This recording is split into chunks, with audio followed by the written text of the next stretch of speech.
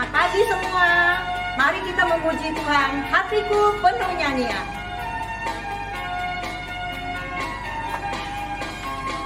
Hatiku penuh nyanyian, hatiku penuh nyanyian, hatiku bernyanyi untuk Raja segala raja. Hatiku penuh nyanyian, hatiku penuh nyanyian, hatiku bernyanyi untuk Raja segala raja.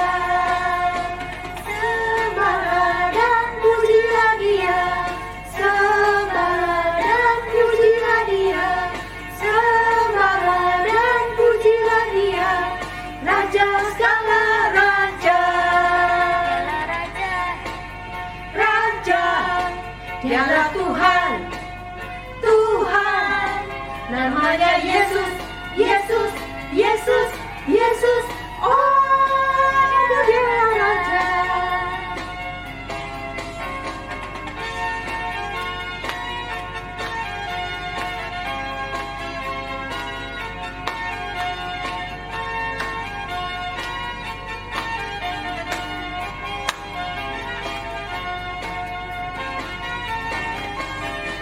Hatiku penuh nyanyian, hatiku penuh nyanyian, hatiku bernyanyi untuk Raja segala raja.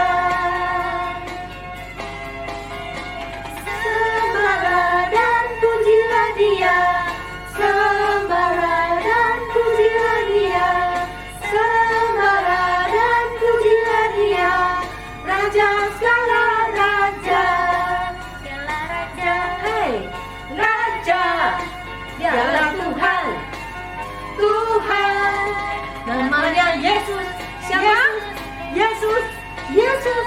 Oh, Dialah Raja, Dialah Raja. Oh, Dialah Raja.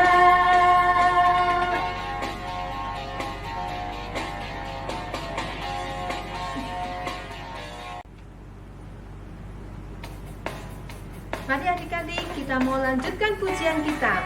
Kita mau katakan, ku menang bersama Yesus Tuhan. Ku menang bersama Yesus Tuhan. Ku menang di dalam peperangan. Ku menang atas segala setan. Haleluya, haleluya, ku menang. Haleluya, Dia bangkit. Haleluya, Dia hidup. Haleluya, Dia naik. Roh Kudus turun. Ku menang bersama Yesus Tuhan. Ku menang di dalam peperangan. Ku menang atas segala setan. Haleluya, haleluya, ku menang. Haleluya, Dia bangkit. Haleluya, Dia hidup. Haleluya, Dia naik. Roh Kudus turun. Roh Kudus turun. Roh Kudus turun.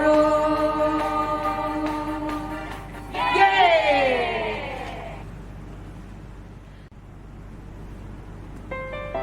Mari adik-adik, kita mau mendengarkan firman Tuhan. Kita mau menaikkan pujian Yesus kupanggil.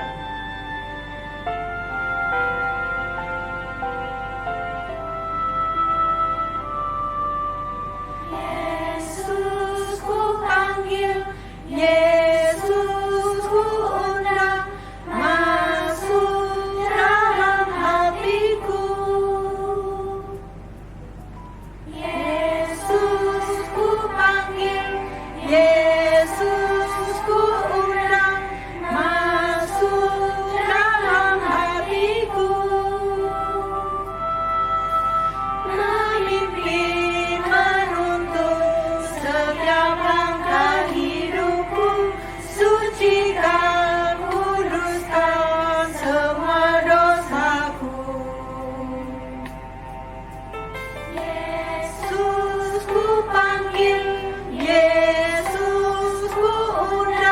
masuk dalam hatiku.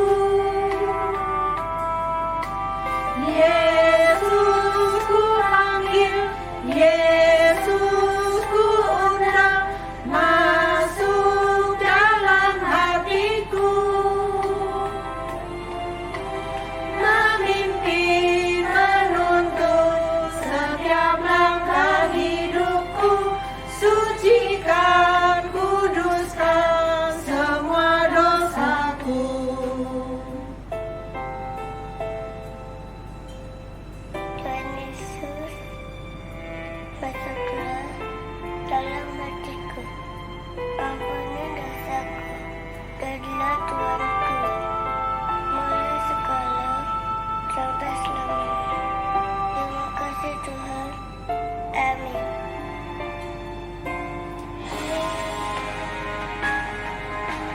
Yesus ku panggil, Yesus ku undang, masuk dalam hatiku.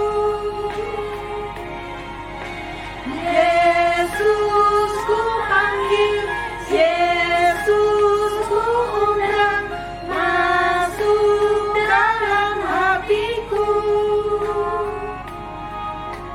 Masuk dalam hatiku.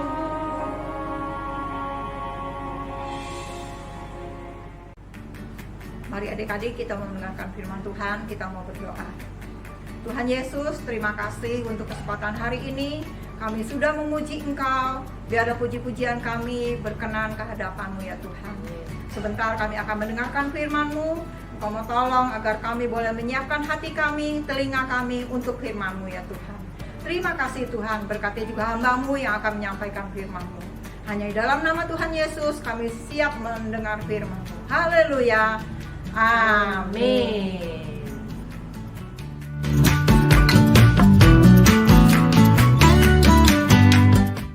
Shalom, ketemu dengan Kak Windy. Tuhan Yesus memberkati kalian semua. Hari ini kakak mau bercerita tentang siapa ya? Kita sama-sama dengar yuk. Ya, Yohanes, anak laki-laki dari Pak Zakaria dan Elizabeth, dilahirkan untuk suatu tujuan khusus. Ingatkah kalian tujuan apa itu? Ya, Yohanes dilahirkan untuk menceritakan kepada orang-orang banyak tentang Tuhan Yesus. Ia juga mempersiapkan orang banyak untuk pelayanan Yesus. Setelah Yohanes dewasa, ia pergi menetap di gurun. Di sana ia menghabiskan waktu dengan berdoa dan mempersiapkan diri untuk pelayanan. Ia harus mempersiapkan diri untuk melakukan tugas khususnya. Suatu hari, Yohanes tahu bahwa saatnya sudah tiba untuk dia mulai menjalankan tugasnya. Ia mulai mengajar di gurun Yudea. Orang datang berbondong-bondong dari semua penjuru untuk melihat Yohanes dan mendengarkan pengajarannya. Ada keunikan dan perbedaan pada diri Yohanes sebagai pengkhotbah. Dia tidak seperti pengkhotbah yang lain, biasa dilihat dan didengar banyak orang itu. Yohanes mengenakan pakaian khasnya yang terbuat dari bulu unta dan diikat pinggangnya oleh kulit yang melilit di pinggangnya. Kita lihat nih, seperti ini nih. Makanannya juga berbeda. Ia makan belalang dan madu hutan. Tetapi yang paling menarik dari Yohanes adalah ajarannya. Ia berseru kepada orang banyak itu, "Bertobatlah, berbaliklah dari dosa-dosamu, karena Allah akan segera datang sebagai Raja." Orang-orang berteriak mendengar berita itu. Banyak orang yang mempercayai ajaran Yohanes. Mereka tahu bahwa mereka harus bertobat.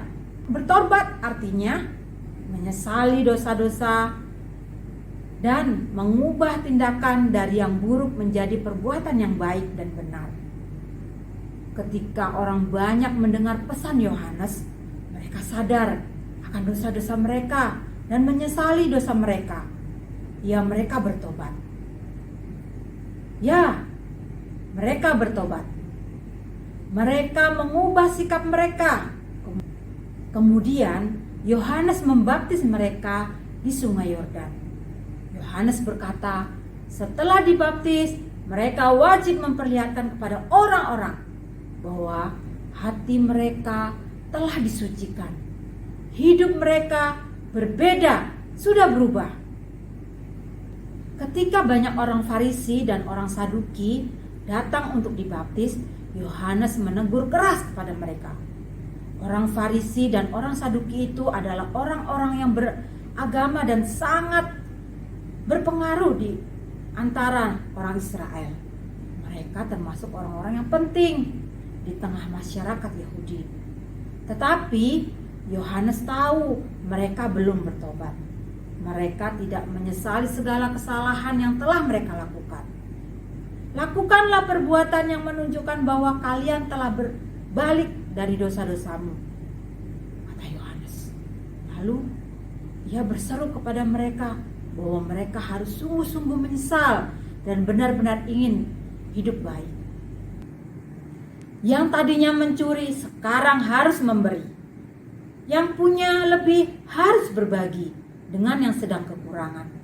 Jangan memeras siapapun dan jangan merampas uang dengan tuduhan-tuduhan palsu. Puaslah dengan apa yang Tuhan beri. Suatu hari, berita tentang Yohanes dan ajarannya sampai ke kota Nazaret di Galilea. Ingatkah kalian siapa yang tinggal di Nazaret? Ya, betul. Yesus yang sekarang sudah menjadi remaja. Yesus tahu bahwa inilah saatnya dia menemui Yohanes. Segera akan tiba saatnya bagi Yesus untuk memulai pekerjaan yang telah ditugaskan kepadanya oleh Allah. Yesus menyusuri jalan-jalan yang berdebu hingga ia tiba di Sungai Yordan. Di sana ia melihat kerumunan besar orang-orang yang datang untuk mendengar khotbahnya Yohanes.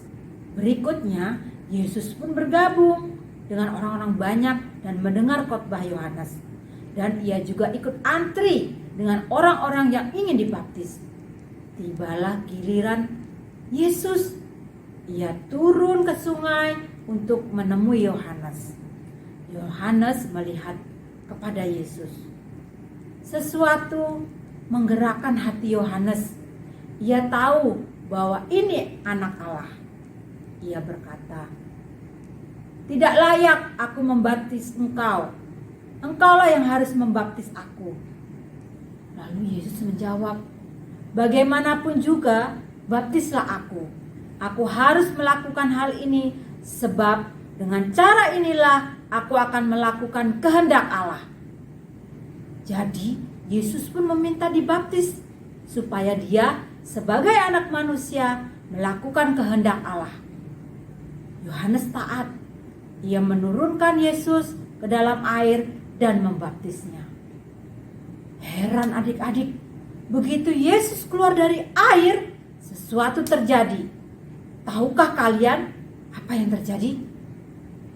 Langit terbuka dan Roh Kudus dalam wujud burung merpati turun ke atas Yesus. Terdengarlah suara dari surga yang mengatakan, "Inilah anak yang kukasihi, kepadanya lah aku berkenan." Wow, ini adalah suara Allah. Yohanes menyuruh orang-orang agar mengikut Yesus. Dialah anak domba Allah yang akan menghapus dosa dunia. Yesus sudah memberi teladan bahwa dia pun sebagai manusia perlu dibaptis agar melakukan kehendak Allah. Pada saat kalian sudah yakin dan cukup usia untuk dibaptis, kalian juga perlu untuk mengambil keputusan untuk dibaptis. Sebagai bukti kesungguhan kalian menjadi murid Tuhan Yesus. Mari kita berdoa. Tuhan, terima kasih kami sudah mendengar firman-Mu bahwa kami Tuhan juga harus menerima Engkau sebagai juru selamat dalam setiap kehidupan kami. Tuhan, kami juga mau memberi diri kami untuk dibaptis. Kau beri kami keteguhan, keyakinan Tuhan supaya kami sungguh-sungguh di dalam Engkau. Terima kasih Tuhan, dalam nama Tuhan Yesus kami sudah berdoa. Haleluya, amin. Amin. Adik-adik, kita akan menghafalkan ayat hafalan kita, yaitu ada di Kisah Para Rasul 2 ayat 38. Jawab Petrus kepada mereka, "Bertobatlah, dan hendaklah kamu masing-masing memberi dirimu dibaptis dalam nama Yesus Kristus untuk pengampunan dosamu. Maka kamu akan menerima karunia Roh Kudus." Ulangin ya, ada di Kisah Para Rasul 2 ayat 38. Jawab Petrus kepada mereka, "Bertobatlah, dan hendaklah kamu masing-masing memberi dirimu dibaptis dalam nama Yesus Kristus untuk pengampunan dosamu. Maka kamu akan menerima karunia Roh Kudus."